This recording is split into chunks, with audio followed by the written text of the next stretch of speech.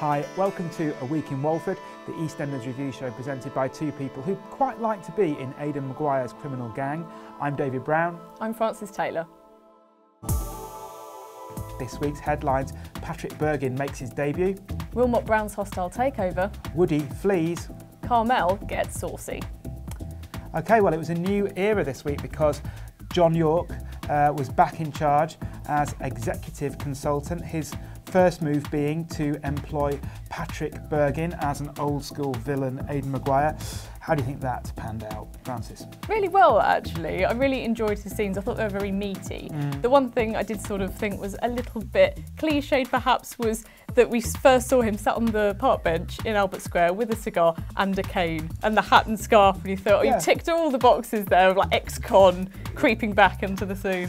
What I liked about him, though, was that you couldn't quite get a handle on who he was, which I thought was quite interesting. He was quite mysterious. He was kind of borderline threatening, but also quite friendly. Avuncular at the same time. Yeah, exactly. So I liked that he seems quite unpredictable. Definitely. And he also had a lot of wise words. I can't remember exactly what he said, but it was something like, something makes you angry, but weaker still makes you... What was it he said? I can't remember. But he had all those little truisms that he had. That's true. Yeah, he did. And I thought that, you know, all the scenes that he had with Steve McFadden were particularly good, and I could tell that Steve McFadden was obviously enjoying acting opposite him, you know, which you got a buzz from their rapport. Yeah, definitely, although I thought it was quite amusing that Phil, I mean, no wonder, he was just twiddling his thumbs. All he'd had to do was stare at a broken kettle while showing off to buy a new element, although she ended up coming back with a new kettle, I think, in the end. Yeah. He just had that to do, putting up some shelves, and then they sort of bonded over the cherryade, which was a bit strange. It made another appearance as well, so they sat down and drank it. He wanted more cherryade, yeah, didn't he? Yeah. Then when in a later scene, sort of days later, you have the cherryade back out again. Obviously a big fan of the cherryade. Trouble is with Phil now, I just keep on thinking of Sharon's request that he get a back sack and crack thing done, which, you know,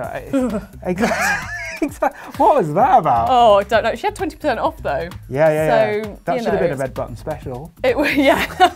Click here to see the salon scenes with Phil. Yeah. Oh God, I don't want to think of his red face getting redder as that goes on. Second. Oh, it was a toss-up between that, and then there was a line, I'm sure we'll come onto it in a bit, that Carmel said about that was better than a fish finger sandwich. Oh yeah, that was... oh dear. Carry on, Carmel. It was a little bit. Okay, well, we'll move on hastily. Swiftly on. From that, on to Willmott-Brown and the revelation on Friday that he was the owner of the Vic, and the Carters were going to be evicted. In true middle-class fashion, the business community in any soap are always to be reviled because they're always going to despoil the landscape. All evil, all of them. Exactly. You know, there is some kind of like honour in poverty, almost. As long as you're kind of rallying as a community, then that's fine. That's all you need. But yeah, predatory Willmott-Brown. Let's hope he gets his comeuppance. What did you make of that Vic scene on Friday? I did kind of love it. For me, it was classic EastEnders, where you had all of these storylines building up into this massive climax, and Max walking in, obviously Carmel expecting the proposal, wearing that beautiful expensive dress that she must have bought off of Kush for about 10 quid on the market. Beautiful dress. But yeah, it just all built, and I really loved that when he just started getting off with Fee right in front of everyone.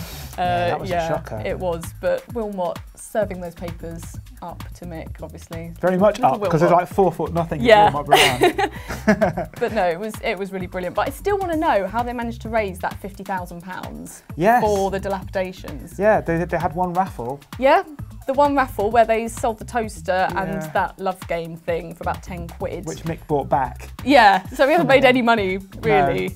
From that, When we last saw that totaliser, it was like right at the bottom. Yeah. And suddenly had 50 grand.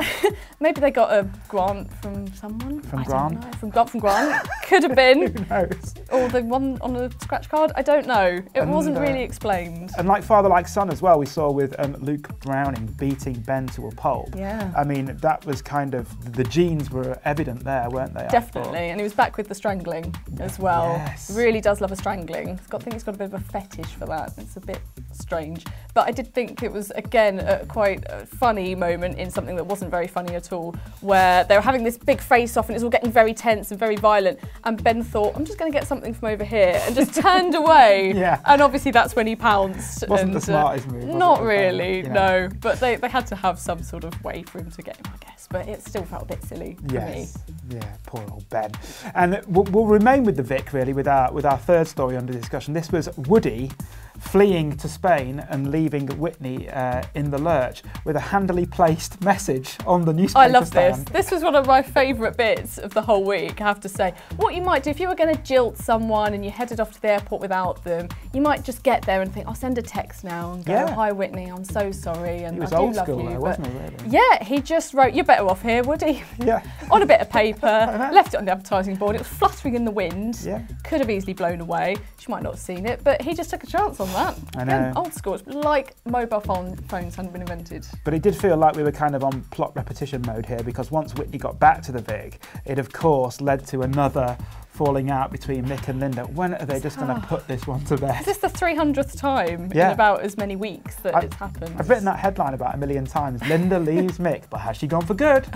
Well, as it seems, not. But also, when that did happen, they had that sort of bit of a fight where she walked in and Mick was hugging Whitney, and that was all good. But then they seemed to make up within about half an hour, and then obviously they're going to renew their vows, and we just sort of got to forget about that. It just seemed really silly to sort of introduce that yet again, but just to drop it immediately. I hope that this is it for that storyline, and we do get the renewal of the vows, because we do need a bit of brightness over Christmas, which is going to be very Branning centred, with lots of kind of retribution and revenge. So perhaps Mick and Linda will be the light at the end of the rainbow. I can hope so. I did love as well, though, them handing out marriage counselling advice. I think of all couples to go for, like Woody and Whitney were listening to what Mick and Linda had to say about what makes a strong relationship. After the year they've had. Exactly. Yeah. Probably not the best couple to talk to. Now, as for relationship issues, Carmel, she was looking for that marriage proposal from Max, of course, but earlier in the week, she got very provocative in a pair of fishnet stockings and suspenders. Yeah, and what was going on there? I didn't know where to look. No, me neither. Well, I did know. She made it quite obvious. Yeah, exactly. I thought she looked incredible, though. I have Amazing. to say, you know, it's giving Debbie McGee on Strictly a bit of a run for her money, I think. Exactly. That's where Bonnie should end up next. I know. Strictly next year. Yeah, they always have someone from EastEnders, don't they? Yeah, they had Kush this year. They need his mum next year. Exactly. I'm so up for that. I mean, we had Masood make his comeback in the middle of all this. Yeah. But my mind was just on Bonnie, though. Yeah. The whole time. Well, her mind was just looking out for Max out the window, even though he was obviously telling Carmel that she was going to get evicted and he was putting the house up for sale. She wasn't really interested. She was just looking out the window for Max. But I do feel like, you know, Willmott-Brown's mind powers have transferred to Max a little bit, because Carmel seems so convinced that she was going to get this proposal and that, you know, Max was absolutely in love with her. And you think nothing much has really given that impression, and that whenever he comes round, he'll just say, yeah, all right. And again, has she never watched EastEnders? Max is not exactly the most reliable when it comes to relationships. No, so what not was she at thinking? all. But anyway, poor Masood, an afterthought. Everyone was thinking about Carmel. Join us in 7 days' time to see what she does next. Who knows where this saucy escapade will go to? Don't know what she's going to be wearing next. No, we'll see. Thank you.